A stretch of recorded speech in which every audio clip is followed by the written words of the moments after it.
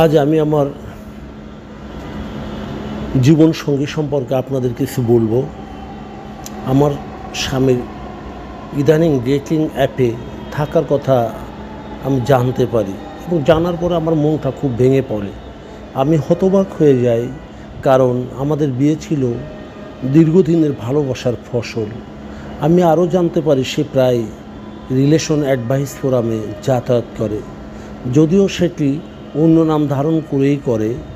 গত সেপ্টেম্বরে একটি বার্তা পেয়েছি মেসেঞ্জারে যে আমার স্বামী টিন্ডারে অন্যান্য মহিলাদের সাথে কথা বলে নিয়মিত এবং আপত্তিজনক ছবিও বিনিময় করে। শুধু তাই নয়, ওই মেসেঞ্জারে মহিলা ও আমার স্বামীর তথ্য আদান প্রদানের চিত্রগুলিরও স্ক্রিনশট পাঠিয়ে দেয়। যাই হোক, আমি আমার স্বামীর মুখোমুখি হওয়ার সিদ্ধান্ত নেই, কারণ এই ভয়ঙ্কর প্রতারকের সাথে বসবাস না করে গাছতলায় বসবাস করাই ভালো।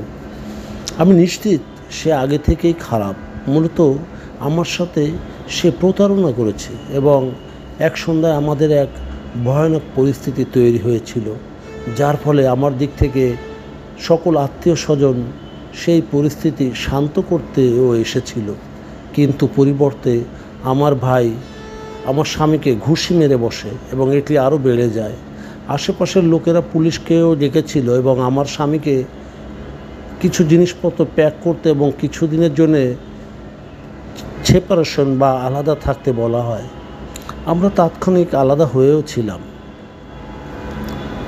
তাহলে যে জিনিস হলো, এখন আমরা আলাদা থাকি, তাও প্রায় 1 মাস হবে। আমাদের বাচ্চাদের সপ্তাহান্তে সে 2 বার দেখতে আসে। আমার স্বামী অন্যের স্ত্রী নিয়ে বেশ তার মিশন চালিয়ে যাচ্ছে, খবর পাই।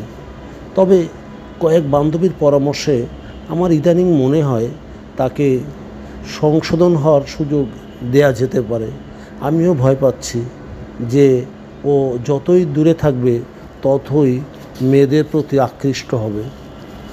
সম্ভবত বিবাহ বিচ্ছেদের মতো ভয়ঙ্কর জিনিসের কথাও সে ভাবতে পারে। তবে আমরা দীর্ঘ জীবনের বৈবাহিক সম্পর্কে ভালোবাসার কথাগুলি ভুলি কেমনে? সেই চিরচেনা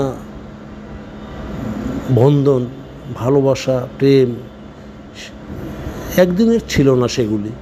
ইদানিং আমার মানসিক চাপ অনেকটা বেড়েছে, বিশেষ করে বাচ্চাদের সুস্থতা, অনেকটা আর্থিক অসঙ্গতিও চেপে বসেছে। এক বান্ধবী তো বলেই বসেছে যে আপনার ভাইয়ের সরাসরি এভাবে আক্রমণ করা উচিত হয় না। শয়তানি বজ্জাতে আজকাল সব পুরুষই করে থাকে। আমার মনে হয় লুবনা, তোমার আর স্বামীর ঘরে ফেরা হবে না। আরেক বান্ধবী শাহানাস্ত বলেই বসলো যে আসলে সব নষ্টের গোড়া আপনার ভাই। তার কান কথা ও মারামারি আপনার সর্বনাশের অন্যতম কারণ। জানি না এখন আমার কি হবে। আমি আসলে ওকে হারাতেও চাই না, যদিও আমার ভাই এখনও চান যে ওই বদমাসটার সাথে যেন আমি ঘর না করি। কিন্তু আমি ভেতরে ভীষণভাবে পুড়ছি। এমনকি বাচ্চাদেরও নিয়ে অনেক ভাবছি। বাচ্চারাও তার বাবার অভাব খুবই ফিল করে। বলুন এখন আমি কী করব? কী বা করার আছে আমার?